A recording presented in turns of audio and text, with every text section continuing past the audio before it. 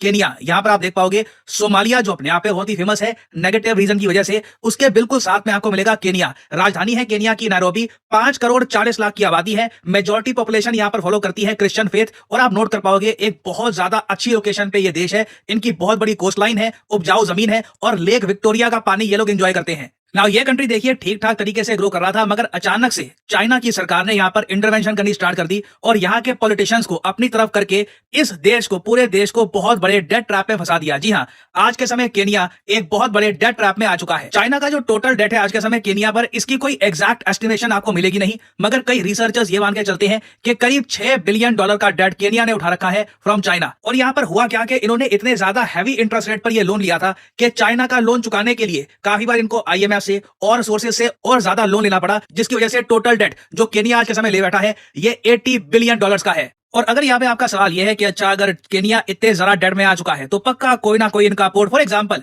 इधर आप देख पाओगे मोम्बासा पोर्ट, बहुत अच्छी लोकेशन है, प्रॉपर्ली कनेक्टेड है इनकी कैपिटल से नैरोबी में।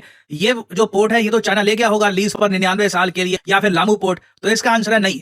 केनिया ने सरप्राइजिंगली अभी तक अपनी कोई भी इंपॉर्टेंट जमीन या फिर इंपॉर्टेंट पोर्ट या एयरपोर्ट ये चाइना को 99 साल या 50 साल के लिए लीज पर नहीं दिया है। बीच में रिपोर्ट्स आई थी कि मोम्बासा पोर्ट, जो भी मैंने आपको दिखाया मैप पर, ये चाइना ले लेगा अगर केनिया डिफॉल्ट कर गया अपने डेट पर। मगर केनिया की सरकार ने बार बार दुनिया को यह कहा है कि चिंता की आवश्यकता नहीं है, कल को अगर ये डिफॉल्ट कर भी जाते हैं, चाइना का लोन रीपे नहीं कर पाते, उस केस में भी चाइना पूरे पोर्ट पे कब्जा नहीं कर लेगा। नाउ देखो, ये जो स्टेटमेंट है केनिया की सरकार की, एक बार को आप ये भी कह सकते हैं शायद अपने लोगों को शांत करने के लिए ये कह रहे हैं, बट आप अगर फाइनेंशियल टर्म्स में देखो, अगर आप फाइनेंशियल मार्केट, फाइनेंशियल हिस्ट्री में देखो, जब आप एक डेट पे नहीं कर पाते किसी प्रोजेक्ट का, तो वो प्रोजेक्ट 90% केसेस पे आपको लीज पर देना ही होता है। तो अभी के लिए तो देखिए केनिया की सरकार बहुत ज्यादा कॉशियस है ताकि इनकी जनता को ये ना लगे कि इन्होंने देश की संपत्ति गंवा दी है। और इसका एक रीजन मैं आपको बता दूं, केनिया में ना एक बहुत स्ट्रॉन्ग आपको नेशनलिज्म मिलेगा, देश प्रेम यहाँ पर बहुत ज्यादा है। केनिया के लोग अपनी केनियन आइडेंटिटी पर बहुत ज्यादा प्राउड फील करते हैं और सरकार भी ये बात फील करती है कि कल को अगर न्यूज़पेपर्स पे ये हेडलाइन आ गई कि पोर्ट चला गया, चाइना ने ये पोर्ट ले लिया। और देखो चाइना ना काफी हद तक अब बदनाम भी हो चुका है इस चीज को लेकर कि जिस तरीके से इन्होंने श्रीलंका का हम्बनटोटा पोर्ट कब्जाया था, कई और पोर्ट, एयरपोर्ट ये कब्जा चुके हैं। ये चाइना का टैक्टिक होता है, डेट ट्रैप टैक्टिक। तो आज के समय चाइना जितना एक्सपोज अब हो चुका है ना, तो अब कोई भी गवर्नमेंट चाहती नहीं है कि इस स्टेज पे आके 2024 में आके वो एक डेट ट्रैप में फंस जाए और एक पोर्ट या फिर एयरपोर्ट गवा दे। लोग माफ नहीं करने वाले उस केस में। अब यहाँ पे आप एक सवाल पूछ सकते हैं, मगर अडानी ग्रुप की एंट्री कब होती है? देखो बैक स्टोरी आपको बताना बहुत ही इंपॉर्टेंट है, तब आप समझ पाओगे कि अडानी ग्रुप की एंट्री यहाँ पर होती भी कैसे है। देखिए केनिया की सरकार काफी हद तक प्रेशर फेस कर रही थी लोगों का कि चाइना को तो आप अभी के लिए लीज पर कुछ नहीं दोगे, ना सिर्फ लोगों का, यूएस का भी प्रेशर था। तो इन दी एंड देखिए कहीं ना कहीं से इनको पैसा तो चाहिए था।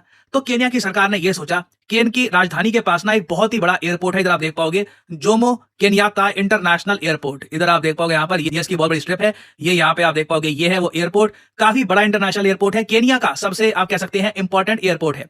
नाउ अडानी और केनिया की सरकार ने बातचीत ये करनी शुरू कर दी कि $1.85 बिलियन की डील करते हैं। अडानी ये पैसा देगा केनिया की सरकार को, उसके बदले में 30 साल के लिए, जी हाँ 30 साल के लिए ये पोर्ट हो जाएगा अडानी एयरपोर्ट होल्डिंग लिमिटेड का। और अगर आप सोच रहे हैं कि अडानी ये क्यों करना चाहेगा, देखिए क्लियरली अडानी को यहां पर दिखा पोटेंशियल कि अगर इनको ये एयरपोर्ट मिल जाता है तो इस एयरपोर्ट से ये इतना पैसा कमा लेंगे कि 30 साल में जो यहां पर ये पे कर रहे हैं $1.85 बिलियन, ये अमाउंट भी निपट जाएगा और साथ ही साथ अडानी प्रॉफिट भी कमा लेगा। नाउ जैसे इस डील को लेकर रिपोर्ट सामने आई, पहले तो देखिए केनिया का जो हाई कोर्ट है वो रास्ते में आ गया और इस कोर्ट ने इस डील को कर दिया ब्लॉक, ये कहकर कि देखो ये जो डील है इससे केनिया का कुछ फायदा होगा नहीं। एक प्राइवेट कंपनी को केनिया का सबसे बड़ा एयरपोर्ट आप अगर दे देते हो तो सबसे पहली बात नौकरियां जाएंगी, ये ऑब्वियस बात है। देखिए जब एक प्राइवेट कंपनी एंटर करती है सबसे पहले तो वो जॉब कटिंग देखती है कि कहां पे हम कम वर्कर से ज्यादा काम निकलवा पाए, तभी प्रॉफिट आएगा। नहीं तो आप अगर सैलरीज बांटते रहोगे तो obviously you will not be able to make a profitable business. Kenya के कोर्ट ने ये बात उठाई कि लोग भी कंसर्न है, ये जो एयरपोर्ट है केनिया की प्राइड के लिए, केनिया की स्ट्रेटेजिक पॉइंट ऑफ व्यू से भी बहुत इंपॉर्टेंट है।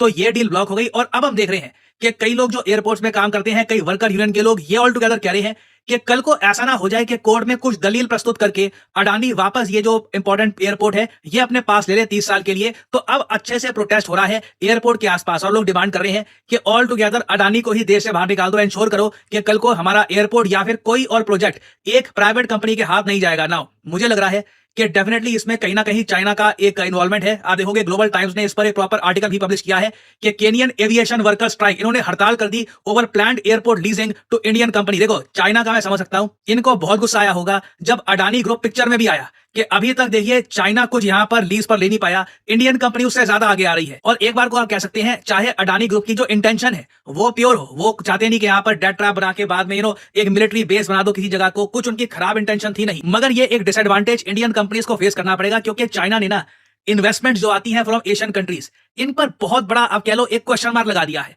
अब आज के समय ना सिर्फ चाइना से इन्वेस्टमेंट्स, इवन इंडियन कंपनीज को भी ना चाइना की वजह से लोग शक की नजर से देखते हैं कि ये भी चाइना की तरफ तो हमें डेट ट्रैप में नहीं फंसा देंगे, इवन तो इंडिया ने कभी ऐसा किया नहीं है।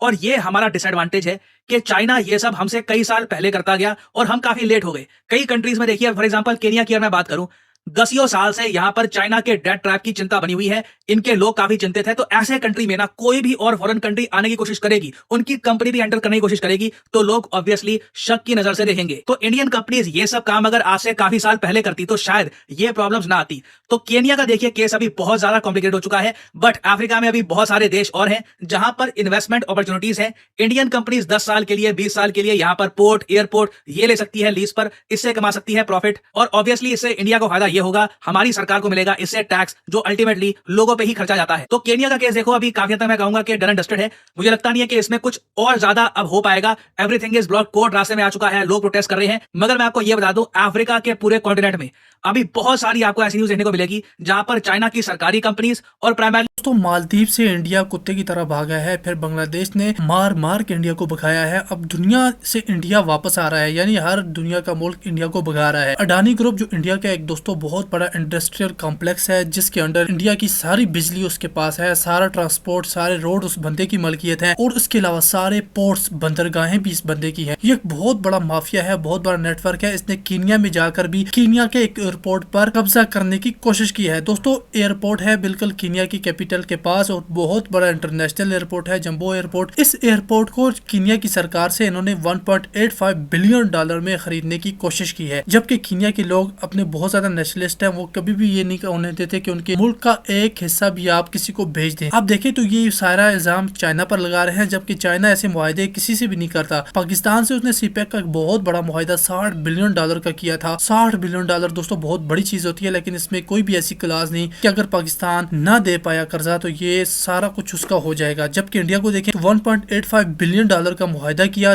30 साल तक वो इससे मुनाफा कमाएगा, यानी 30 साल पूरा का पूरा कीनिया का एक एयरपोर्ट उस पर कब्जा कर लेगा। अब कीनिया के लोग बाहर आ चुके हैं और इंडिया आउट की मूवमेंट चला दी है। इंडिया आउट और अडानी आउट पूरी मूवमेंट चला दी है, और लोग चाहते हैं कि इंडिया यहाँ से दफा हो जाए, अडानी को लेकर यहाँ से निकल जाए। यानी देखिए इंडिया दुनिया में कैसे आइसोलेट हो रहा है और किस तरह एक्सपोज हो रहा है। दूसरे मुल्कों की जाकर रिसोर्सेज पे कब्जा करना दोस्तों यही इंडियंस का काम है, और ब्लेम डालना कि चाइना भी ऐसा करता है। चाइना ने ऐसा किया है तो सिर्फ और सिर्फ एक मुल्क में किया था, एक मुल्क में किया था, श्रीलंका में, जहाँ पर उसने बिलियंस ऑफ डॉलर श्रीलंकन सरकार को दिया। आप दे कितना रहे हैं, आप 2 बिलियन डॉलर भी नहीं दे रहे, और एक मुल्क के इतने बड़े एयरपोर्ट पर 30 सालों के लिए कब्जा कर रहे हैं। दोस्तों इसी वजह से अब अडानी को वहां से भगाया जा रहा है। पहले तो इस डील को कीनिया की कोर्ट ने भी बिल्कुल रोक दिया है, इसे स्टॉप कर दिया है, और ये रीजन बताया है कि मुल्क के रिसोर्सेज कभी भी गैर मुल्की को नहीं देने चाहिए। और दूसरा उन्होंने कहा है कि इस तरह जॉब्स भी बहुत ज्यादा कट होंगी। कीनिया के रिसोर्सेज अगर इस तरह ही हमने बेचना शुरू कर दिए तो कीनिया के पास कुछ नहीं रहेगा। दोस्तों कीनिया वही जो दुनिया में सबसे ज्यादा एक टाइम में चाय की पत्ती एक्सपोर्ट करने वाला मुल्क था, और दोस्तों पाकिस्तान भी कीनिया से बहुत बड़ी तादाद में पत्ती को इम्पोर्ट करता है। पाकिस्तान 500 मिलियन डॉलर के करीब हर साल चाय की पत्ती मंगवाता है, वो इन्हीं ममालिक से मंगाता है। तो दोस्तों देखिए कीनिया में भी जाकर भारतीयों ने रंग दिखाना शुरू कर दिया, और कीनिया ने कहा कि यहाँ से दफा हो जाओ। यानी एक के बाद एक मुल्क से भारत निकल रहा है। अफगानिस्तान देख लें, फिर बांग्लादेश देख लें, मालदीव देख लें, नेपाल देख लें, कहाँ पर भारत की प्रेजेंस रही है, जबकि पाकिस्तान की प्रेजेंस पूरी दुनिया में बढ़ती जा रही है।